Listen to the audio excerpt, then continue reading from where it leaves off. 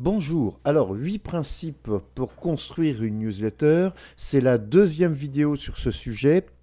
Si vous n'avez pas vu la première, je vous invite à aller la voir parce que 4 principes vraiment très importants sont développés dans cette vidéo.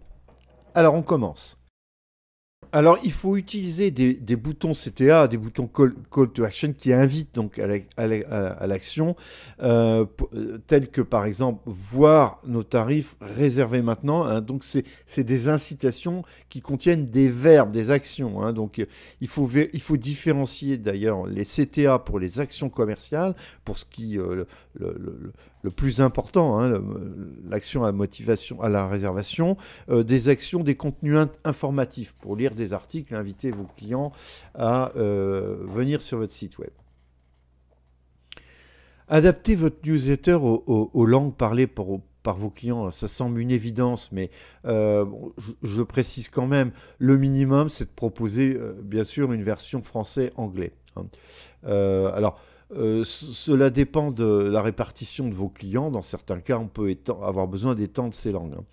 Avec le CRM MailChimp, hein, comme ici, cette newsletter, on doit concevoir une newsletter par langue. Mais là, ici, pour d'autres CRM comme celui-ci, là, comme Expérience, on a une seule newsletter qui est multilingue. Hein. C'est un peu plus souple en conception, c'est aussi plus souple en utilisation parce que parfois, il y a des clients qui ne parlent pas forcément la langue qui est renseignée dans notre PMS, et donc c'est plus rapide aussi à monter pour le concepteur de la newsletter. Alors, des contenus intéressants, c'est vraiment fondamental. Hein. La newsletter peut déclencher une intention de voyage dans votre localisation, mais ça reste marginal. Hein. Globalement, on décide un voyage parce qu'on en a besoin ou envie, mais rarement pour l'hôtel, hein, sauf cas particulier, par exemple un hôtel golf ou un hôtel balnéothérapie qui offre un contexte vraiment d'attractivité particulier. Hein. Par contre, si j'ai décidé un voyage dans une localité, je vais préférer un hôtel qui m'a laissé un bon souvenir et continue de communiquer avec moi. Donc en me donnant des avantages, privilèges, hein, comme on l'a vu tout à l'heure, mais aussi en me donnant des informations pratiques, là je vais le fidéliser. Hein, des bons plans utiles, un bon restaurant près de l'hôtel, une exposition à voir absolument. Ces articles permettent de créer du lien avec l'hôtel, entre l'hôtel et le client, et doivent être aussi de vrais sujets d'intérêt pour notre client. Alors, faut éviter de se tromper de ligne de communication. Hein. Par exemple, ce n'est pas votre sujet que de faire la promotion touristique de votre ville. Hein. Encore une fois, vous pourrez influencer la décision de voyage qu'à la marge. Par contre, donner des informations utiles sur des spots près de votre hôtel, ça a du sens.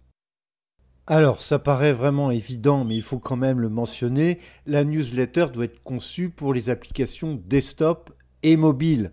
Hein, et quand on utilise un CRM professionnel, la prise en charge de cette contrainte est bien entendu opérationnelle. Mais nous testons toujours la visualisation dans les différents formats d'écran.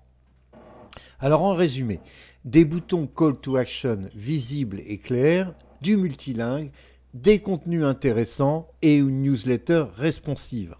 Voilà pourquoi, en fait, en appliquant ces principes, les newsletters que nous réalisons pour nos clients sont vraiment un outil puissant pour fidéliser leurs clients et développer les réservations en direct. Nos taux d'ouverture, ils se situent entre 40 et 50-52%, et notre taux de clic varie entre 3 et 5, voire 6%.